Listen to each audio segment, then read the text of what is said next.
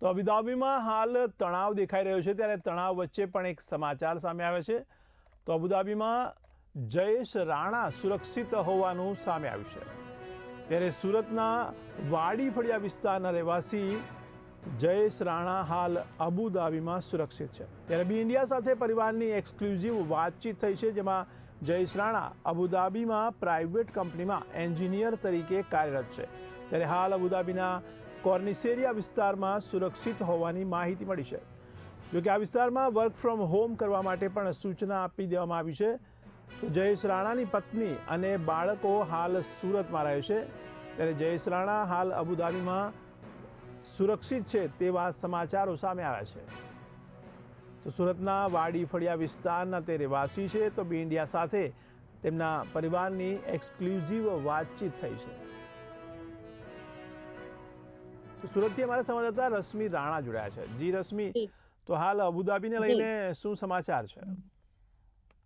જે અબુધાબીમાં જે સુરતના એક જયેશ રાણા નામના જે વ્યક્તિ છે તે ત્યાં એન્જિનિયર તરીકે નોકરી કરે છે અને હાલ તેઓ પાસે આપણે તેમની સાથે વાત કરવાનો પ્રયાસ કરશું. તેઓ આપણી સાથે જે વિડીયો કોલ દ્વારા જોડાયેલા છે, તો તેમને પણ જાણવાનો પ્રયાસ કરીએ કે ત્યાં કેવી પરિસ્થિતિ છે.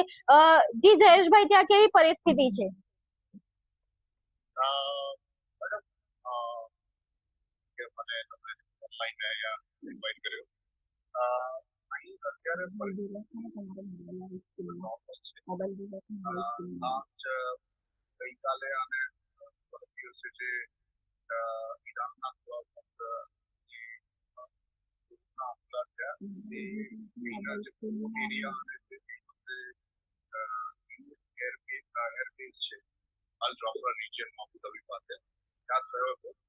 અને એના કારણે ત્યાંના જે ડેબ્રીઝ પડ્યા અને એના કારણે નુકસાન થયું. પણ સિટીમાં અહીંયા બધું નેચર કશું થઈ છે. હાલ તમે ક્યાં છો? હાલ તમે ક્યાં છો અબુધાબી? હું અત્યારે અબુધાબી સિટીમાં છું. ઓકે, અબુધાબી કેપિટલ રિજિયન છે યુએઈ નું, ત્યાં છું. અને ત્યાં જે મારું જે રેસિડેન્ટ છે એ વેસ્ટ ઓશનમાં છે, જે ટુવર્ડ્સ સી સાઇડ છે, પોન્ડિચેરી. અને અહીંયા રમઝાનમાં હોવાથી વર્કિંગ લિમિટેડ છે. અને મોસ્ટલી મોર્નિંગ 9 ટુ ઇવનિંગ જે 4 o'clock છે કે 3 o'clock છે ત્યાં સુધી લોકો જનરલી રમઝાનમાં કામ કરતા હોય છે. પણ અત્યારે આ જે ઈરાનના હુમલાના કારણે અહીંની ગવર્મેન્ટે મોસ્ટલી બધા જે પણ વર્કિંગ છે એને ઇન્સ્ટ્રક્શન આપ્યું છે કે જ્યાં સુધી ના હોય ત્યાં સુધી જે પણ વર્કર છે જે કામ કરતા હોય એમને ઘરેથી પોતાના વર્કિંગમાં કામ કરવાનું હોય છે. મારે પણ મારી કંપની ઇન્સ્ટ્રક્શન છે કે ભાઈ અત્યારે કપલ ઓફ ડેઝ માટે ઓકે, અને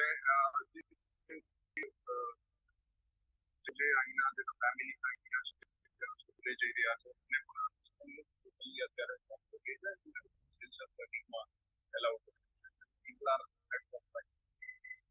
ઓકે, નોર્મલ સર્વિસ છે બધી ચાલુ જ છે. ઇવન ઓફિસ ચાલુ છે. અમારી પાસે યુએઈ ગવર્મેન્ટના મેસેજ આવે છે. સપોઝ અમારા એરિયામાં કોઈ મિસાઇલ કે unidentified real vehicle like home identified છે, મારા મોબાઈલ પર મેસેજ આવે છે એની ગવર્મેન્ટની કે અહીંયા પોસિબલ અટેક ડિટેક્ટ થઈ શકે છે. એટલે તમે નજીકના જે પણ પહેલું શેલ્ટર એરિયા હોય કે આ કોઈ બિલ્ડિંગના પાર્કિંગમાં કે આ તો તમારા ઘરમાં રહો અને જ્યાં સુધી બની શકે ત્યાં સુધી અવોઇડ કરો, બહાર ટ્રાવેલ કરો, એવો મેસેજ આવે છે. Okay, we follow that. અને અહીંની ગવર્મેન્ટ બહુ જ રિસ્પોન્સિવ છે. અને કંઈ પણ જો કંઈ ઇમરજન્સી કે કંઈ પણ એના તો અહીંની સિવિલ ડિફેન્સ છે, ઇમિડિયેટલી સિવિલ ડિફેન્સ ટીમ છે, પોલીસ છે, એમ્બ્યુલન્સ છે, મદદ કરે છે. પણ હજુ સુધી સિટી એરિયામાં કોઈ કેઝ્યુઅલિટી કે એવું કોઈ મેજર ડિટેક્ટ થયું નથી. જે અત્યાર સુધીના જે હુમલા છે કે જે ઇમ્પેક્ટ થઈ છે એ છે મોસ્ટલી જે મિસાઇલ કે ડોમેસ્ટિક એર બેઝ છે તેના નજીકના એરિયામાં જ થઈ છે. અને દુબઈ અહીંથી અરાઉન્ડ 85-90 કિલોમીટર આવે છે. ત્યાંના અમુક એરિયામાં થઈ છે ને પોર્ટ એરિયામાં થઈ છે. તમે મે બી તમે જોયા હશે બીજા અચ્છા જયેશભાઈ, આ જે હુમલાઓ અને જે બધું યુદ્ધનો જે માહોલ છે એ તમારે જ્યાં છો ત્યાંથી કેટલા કિલોમીટર દૂર છે? અહીંયા એકચ્યુઅલી આમાં શું છે કે ઈરાનનું મેઇન ટાર્ગેટ છે અહીંની જે ઓઇલ પોર્ટ્સ છે, ઓકે. ઓઇલ ટેન્કર્સ કે જે ડિસ્ટ્રીબ્યુટ થતા હોય છે અહીંથી, અને જે યુએસ નું નેવલ બેઝ છે. તો પહેલામાં અમને મારા જ્યાં સુધી અન્ડરસ્ટેન્ડિંગ એવી છે કે ઈરાન જે પહેલા અહીંના યુએસ એર બેઝ ને ટાર્ગેટ કરતો હતો, કારણ કે એ લોકોને એના અગેન્સ્ટમાં મતલબ કે ત્યાંથી કોઈ ફ્લાઇટ પ્લેન કે બીજું કઈ ટ્રાય કરી શકે એટલા માટે. અને બીજું જે અત્યારે ઓઇલ ટેન્કર જે છે એની મુવમેન્ટ થઈ શકતી હોય છે, તો એને એ લોકો ટાર્ગેટ કરી રહ્યા છે two avoid blockage, create blockage two avoid tanker movement. તો એનાથી શું છે કે રિસોર્સિસ પર ઇફેક્ટ થાય અને એમનું મતલબ એની ગવર્મેન્ટ કે જ્યાં યુએસ ગવર્મેન્ટ જોડે એ લોકો નેગોશિએટ કરી શકે એના પર પ્રેશર લાવીને. એટલા માટે એટલે એમની ટેક્ટિકલ ટેકનિક છે, એટલે મોસ્ટલી એ લોકો એ કર્યા છે. પણ એ જે એરિયા છે અમારા એરિયાથી અરાઉન્ડ 44-45 કિલોમીટર દૂર છે, અને જે એર બેઝિસ છે એ મિડલ ડેઝર્ટ છે, એ 30 કિલોમીટર દૂર છે. બટ પોર્ટ એરિયામાં અત્યાર સુધી કોઈ ઇમ્પેક્ટ નથી. તો ગઈકાલે થોડા હુમલા સાંભળવા મળ્યા છે, પણ મોસ્ટલી જે એ લોકો જે છે તે ઓઇલ ટેન્કર છે કે જે મતલબ મોસ્ટલી એનર્જી સપ્લાય માટે છે, એને ઇમ્પેક્ટ ટાર્ગેટ કરવા માંગતો એટલા માટે ત્યાં મેજર કોઈ એ ડેમેજીસ કે કેઝ્યુઅલિટી કે કોઈ ઇન્ડિયન કે કોઈ બીજા નોન રેસિડેન્ટ કે રેસિડેન્ટ કોઈ એટલે તમે જે વિસ્તારમાં છો એ વિસ્તારમાં હાલ સુરક્ષિત છો તમે? હા, હું અત્યારે જે એરિયા છે અબુધાબીનું ડાઉનટાઉન થી કેપિટલ રિજિયન કહેવાય છે, ત્યાં મોસ્ટલી લોકો રેસિડેન્ટ લોકો રહેતા હોય છે, અને અહીંયા અબુધાબીની ઓફિસ છે ઘણી બધી. અને લોકો જે અબુધાબીના જે કોર્પોરેટ સર્વિસીસમાં કે જે અહીંના જે ગવર્મેન્ટના કામ મતલબ જે એમની ગવર્મેન્ટની જે કંપની છે એમાં જે કામ કરતા છે જે છે એ લોકો અહીંયા રહેતા હોય છે.